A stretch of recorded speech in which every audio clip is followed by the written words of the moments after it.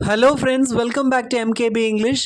நாம் நம்மளோட சேனலில் இங்கிலீஷை எப்படி ஈஸியாக கற்றுக்கலாம் அப்படின்றது மேலே வீடியோஸ் போட்டுக்கிட்டு வரோம். நான் பிகினர்ஸ்க்காக 45 டேஸ் ஸ்போக்கன் இங்கிலீஷ் கோர்ஸை ஸ்டார்ட் பண்ணியிருக்கேன். டே 1லேருந்து என்னோடய வீடியோஸை பார்த்துக்கிட்டு வாங்க ஃப்ரெண்ட்ஸ். உங்களோட இங்கிலீஷை இம்ப்ரூவ் பண்ணிக்கிறதுக்கு என்னோடய வீடியோஸ் ரொம்பவும் யூஸ்ஃபுல்லாக இருக்கும். நாம் ஏற்கனவே போன வீடியோவில் இஃப் கிளாஸ்னால் என்ன, இஃப் கிளாஸுக்கான சென்டென்ஸ் ஸ்ட்ரக்சர் என்ன, அதை எந்த சுச்சுவேஷனில் யூஸ் பண்ணணும் அப்படின்னு போன வீடியோவில் பார்த்தோம். இப்போது நாம் அந்த இஃப் கிளாஸோட கண்டினியூவேஷன் தான், தொடர்ச்சியை தான் நாம் இந்த வீடியோவில் பார்க்க போகிறோம். If you study well you will pass the test. If you study well you will pass the test. நீ நல்லா படித்தா நீ டெஸ்ட்டில் பாஸ் பண்ணுவ அப்படின்னு அர்த்தம். இந்த சென்டென்ஸ்லேருந்து நாம் என்ன தெரிஞ்சுக்கிறோம் அப்படின்னா, ஒன்று நடந்ததுன்னா கண்டிப்பாக இன்னொன்று நடக்கும் அப்படின்னு அர்த்தம். அதாவது படிக்கிறது, நல்லா படிக்கிறது நடந்தது அப்படின்னா பாஸ் ஆகிறதும் நடக்கும் அப்படின்னு அர்த்தம். இந்த மாதிரியான சென்டென்ஸ் ஸ்ட்ரக்சரும் சரி, சிச்சுவேஷனும் சரி, நாம் போன வீடியோலேயே பார்த்துட்டோம். இப்போ நாம் பார்க்க போகிறது என்னென்னா இமேஜினரி சிச்சுவேஷன். இமேஜினரி சிச்சுவேஷன் அதாவது ஒன்று நடக்கிறதுக்கு வாய்ப்பு இல்லை, ஆனாலும் அப்படி நடந்தது அப்படின்னா இப்படி நடக்கும் அப்படின்னு நாமளே இமேஜின் பண்ணிக்கிட்டு பேசுவோம். இப்போ ஒரு எக்ஸாம்பிளை பார்த்தோன்னா உங்களுக்கு புரியும். If I were a bird I would fly around the world.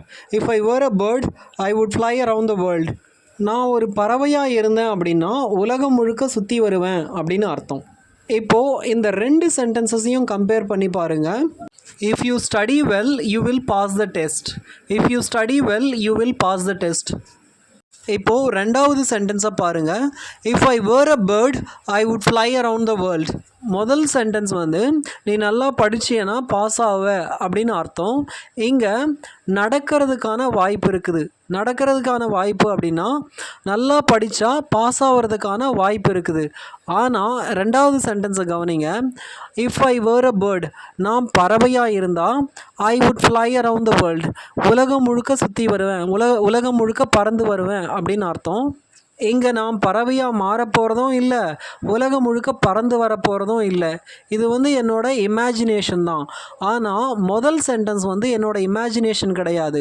ஒன்று நடந்தது அப்படின்னா கண்டிப்பாக இன்னொன்று நடக்கிறதுக்கு வாய்ப்பு இருக்குது, அதாவது பாசிபிலிட்டிஸை பற்றி பேசுது. ஆனால் செகண்ட் சென்டென்ஸ் வந்து முழுக்க முழுக்க என்னோட இமேஜினேஷன் தான், கற்பனை தான், நடக்கிறதுக்கு வாய்ப்பே இல்லை. இப்போது இந்த ரெண்டு இஃப் கிளாஸுக்கும் மீனிங் வைஸ் டிஃப்ரென்ஸ் இருக்குது அப்படின்னு பார்த்தோம். இப்போது ஸ்ட்ரக்சர் வைஸ் என்ன டிஃப்ரென்ஸ் இருக்குது அப்படின்னு பார்க்கலாம் friends.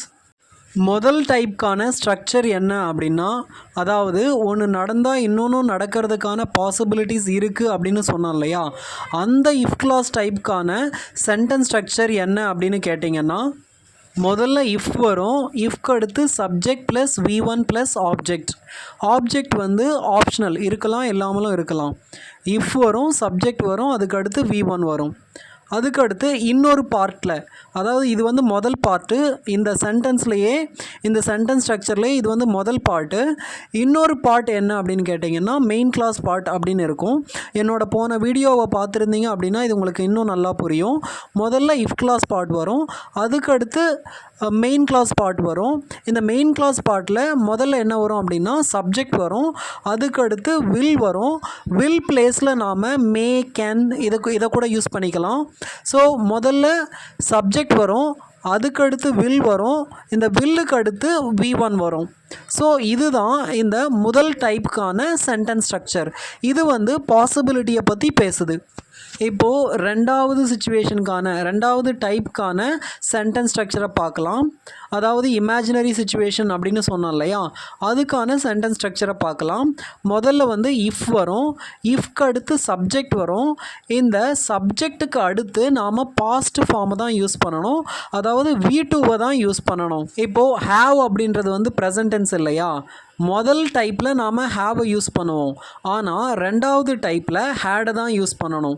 If I had, if I had அப்படின்னு தான் சொல்லணும். ஸோ முதல்ல இஃப் வரும், அதுக்கடுத்து சப்ஜெக்ட் வரும், அதுக்கடுத்து V2 வரும், அதுக்கடுத்து ஆப்ஜெக்ட்.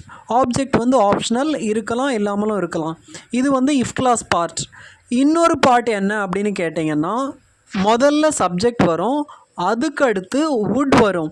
அதாவது நாம் முதல் டைப்பில் வில்லை பார்த்தோம் இல்லையா, இங்கே வில் அப்படின்றது வந்து பாஸ்ட் டென்ஸில் வுட்டாக மாறிடும்.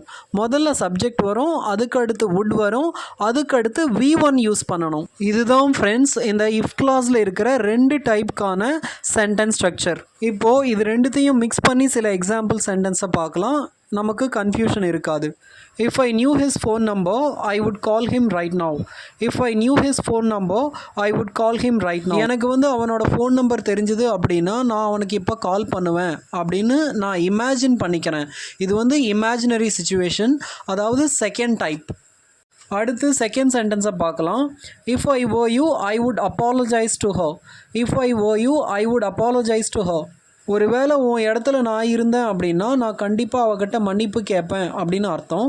இதுவும் இமேஜினரி சிச்சுவேஷன் தான். ஏன்னா இஃப் ஐ were you அப்படின்னா நான் உன் இடத்துல இருந்தா அப்படின்னு அர்த்தம் இல்லையா, நான் வந்து இன்னொருத்தர் இடத்துல இருக்க முடியாது இல்லையா, அப்போ இதுவும் இமேஜினரி சிச்சுவேஷன் தான்.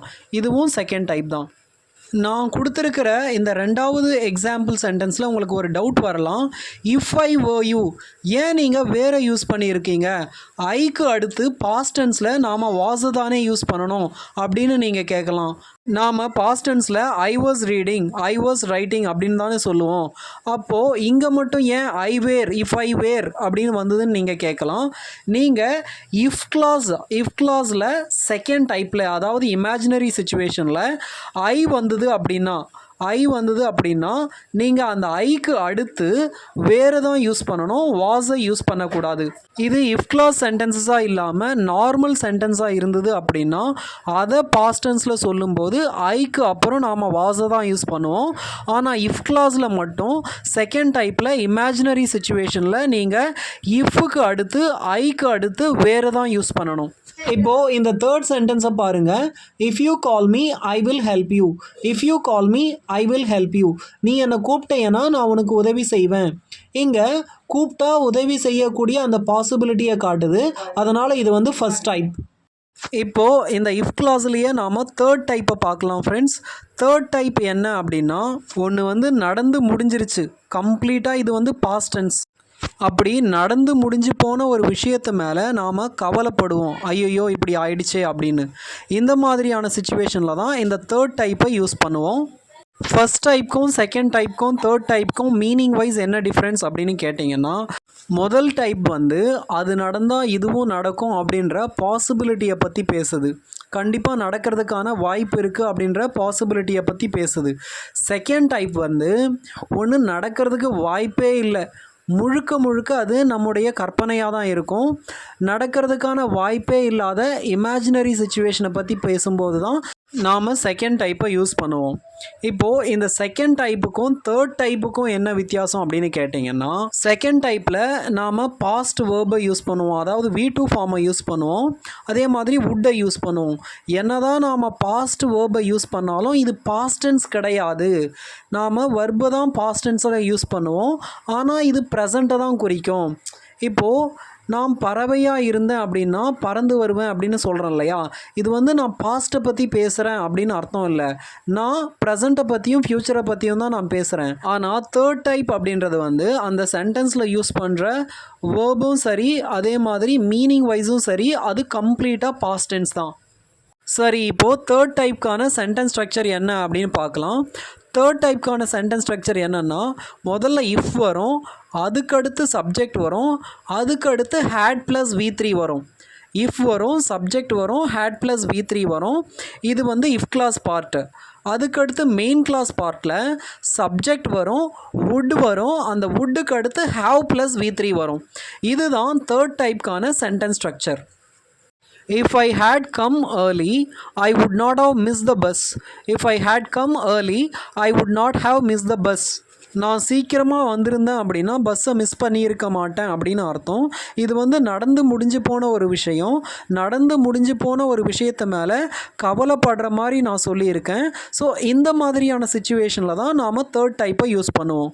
முதல் டைப் வந்து பாசிபிலிட்டி, ரெண்டாவது டைப் வந்து இமேஜினேஷன், மூணாவது டைப் வந்து கவலைப்படுற மாதிரி இருக்கும். ஏற்கனவே நடந்து முடிஞ்சு போன ஒரு விஷயத்து மேலே கவலைப்படுற மாதிரி இருக்கும். அவ்வளோதான் ஃப்ரெண்ட்ஸ். இந்த இஃப் கிளாஸில் இருக்கிற 3 டைப்ஸ் பற்றியும் உங்களுக்கு புரிஞ்சிருக்கும் அப்படின்னு நினைக்கிறேன். இந்த வீடியோ உங்களுக்கு பிடிச்சிருந்தது அப்படின்னா லைக் பண்ணுங்கள். மறக்காமல் என்னோட சேனலுக்கு சப்ஸ்கிரைப் பண்ணுங்கள் ஃப்ரெண்ட்ஸ். தேங்க்யூ.